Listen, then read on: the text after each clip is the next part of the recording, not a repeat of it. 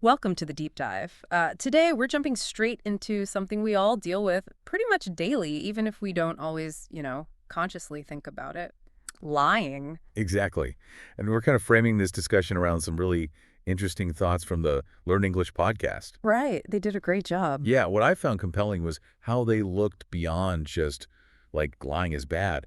They really dug into the surprisingly complicated reasons why we might not be completely truthful. Totally. Because let's face it, when you're navigating life, work stuff, friendships, even just sorting things out in your own head, sometimes being 100% honest feels tricky, complicated, like you said. It really can. So, our mission today is to unpack the why. Why do we lie? What different kinds of lies are there? And crucially, what impact does it have on us, on our relationships? We're aiming for a bit more nuance than just, a simple thumbs up or thumbs down.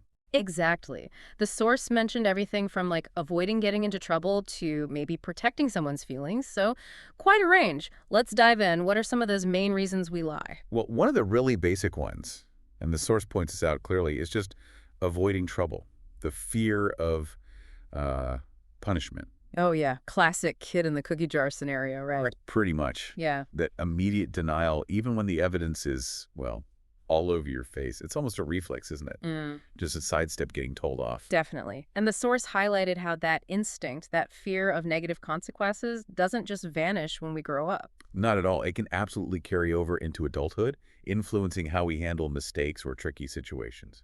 Makes sense. It's tied to wanting to feel safe, I guess. And related to that is protecting privacy.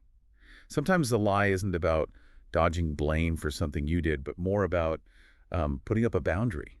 Ah, right. Like when someone asks something too personal. Exactly.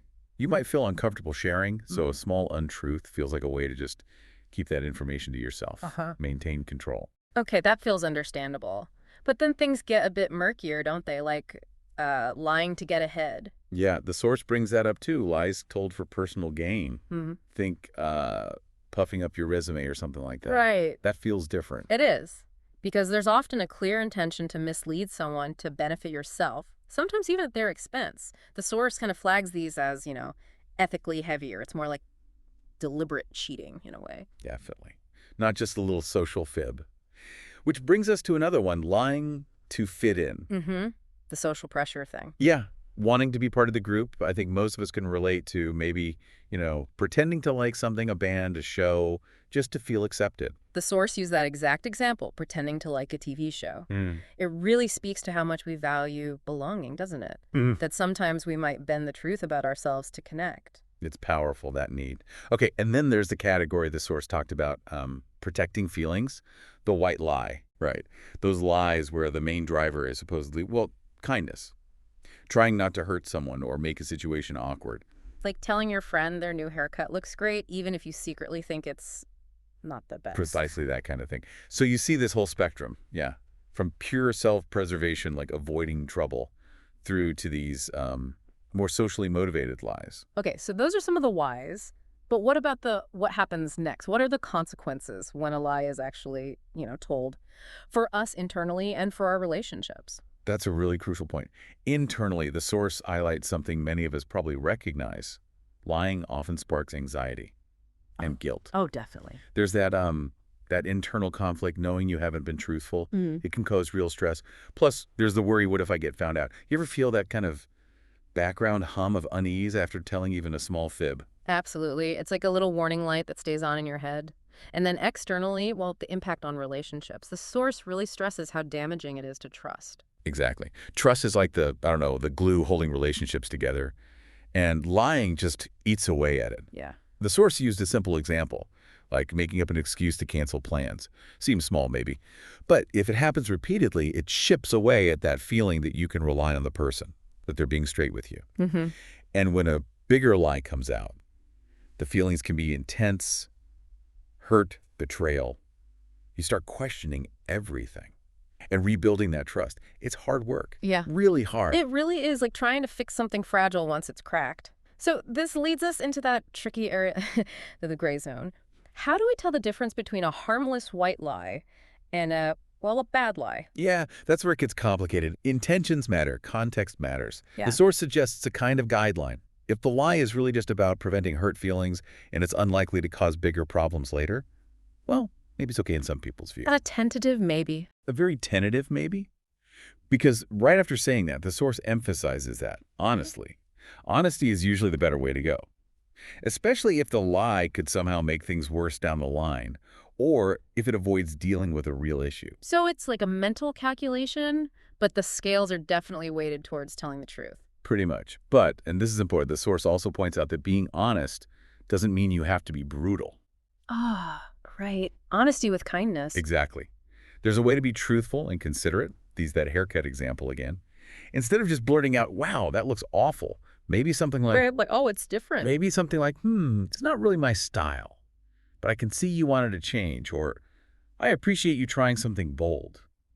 You're still being honest about your reaction, but you're softening the blow. You're showing tact. That's actually really helpful, a practical way to think about it. So, okay, if honesty is generally the goal and trust is so vital, how do we actually build that trust and keep it strong? Well, the source really emphasizes consistency. Trust isn't built overnight. It comes from showing up, being reliable, being open, communicating honestly over time. Yeah. It's earned through your actions. Makes sense. You have to prove you're trustworthy. Yeah. And what if you're the one who's been lied to? The source had some good points there, too. Like what? Don't just fly off the handle. Basically, yeah. Take a breath first. Give yourself a moment to, process the hurt or anger. Mm-hmm. Then it talks about the importance of actually communicating. Talking about it. Right. Telling the person how the lie made you feel, why it was hurtful. Sometimes that conversation can clear things up, maybe reveal a misunderstanding, or at least set expectations for the future. Okay. And what about forgiveness? Does that come into it? Definitely. Yeah. The source mentions forgiveness, both forgiving others, because, let's be honest, people mess up. We all do. Exactly. And also forgiving ourselves if we're the ones who lied. It's not about excusing it, but about acknowledging the mistake, learning from maybe why it happened, and trying to move forward constructively.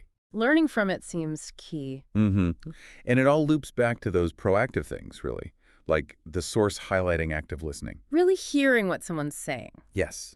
Paying attention, showing you value their perspective, and pairing that with clear communication, trying to say what you mean honestly and directly without being needlessly confusing. It helps prevent the kind of misunderstandings that might, tempt someone towards a lie in the first place. So it's about creating an environment where honesty feels safer, easier. Exactly. An environment built on respect and open dialogue. Okay, so let's try and wrap this up. Thinking back on our deep dive prompted by the Learn English podcast, we've really covered a lot of ground on lying, haven't we? We definitely have. From all those different reasons, avoiding trouble, fitting in, protecting feelings, gaining advantage, it's quite a mix. Yeah, and we looked at the fallout, that internal churn of anxiety and guilt, and the very real damage lies can do to trust, which is just so fundamental to our connections with people. And we wrestled with those gray areas, the white lies versus the bigger stuff, generally landing on honesty, but, honesty delivered with empathy as the better path. Right. And that ultimately building and keeping trust takes work. It takes consistent honesty, open communication, being willing to forgive, and really trying to understand each other. Well put. It's an ongoing process. So here's a final thought for you, the listener, to maybe chew on.